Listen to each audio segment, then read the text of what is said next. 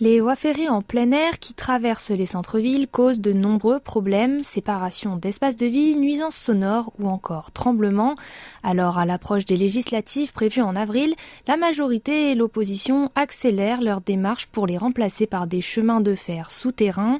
Le sentier forestier de la ligne Gyeonggi, aussi appelé Yeontrall Park, s'étend longuement entre des immeubles à Séoul. Cet espace était autrefois occupé par une voie ferrée dédiée au transport de marchandises. Celle-ci a été reconstruite, mais cette fois-ci sous terre, concédant son ancien emplacement à ce parc de 6 km de long. Kim Yeon-tak, un riverain du quartier, a témoigné au micro de la KBS qu'il s'y promenait souvent et se sentait bien grâce à sa vue magnifique. Les villes, qui manquent d'espace, insistent depuis déjà une dizaine d'années sur la nécessité de construire les chemins de fer en sous-sol.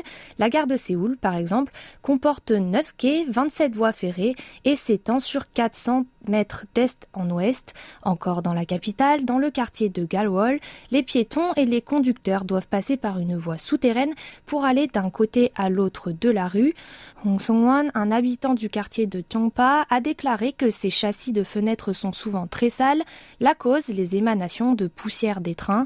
Il rajoute aussi qu'à chaque passage ferroviaire, il sent la terre trembler sous ses pieds. Mais ce projet a-t-il toujours été considéré comme l'une des promesses électorales redondantes ? Chaque candidat s'engageait à le mettre en œuvre, mais il finissait toujours par être repoussé en raison de ces énormes coûts de construction.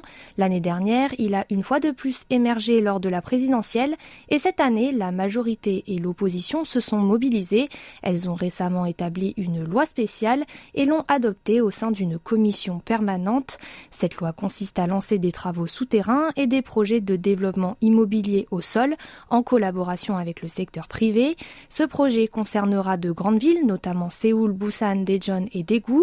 Le coût estimé est de 45 000 milliards de won au maximum, l'équivalent de 31,4 milliards d'euros. Il reste toutefois plusieurs problèmes à régler. Ko Jong-woo, le professeur à l'école supérieure des études urbaines à l'université Hanyang, a indiqué qu'il faudra trouver un équilibre entre les espaces publics, résidentiels et commerciaux lors des travaux. Park Heung-soo, membre spécialisé en chemin de fer à l'Institut des politiques publiques pour la population, a affirmé de son côté que l'attention devrait se porter sur des questions plus urgentes.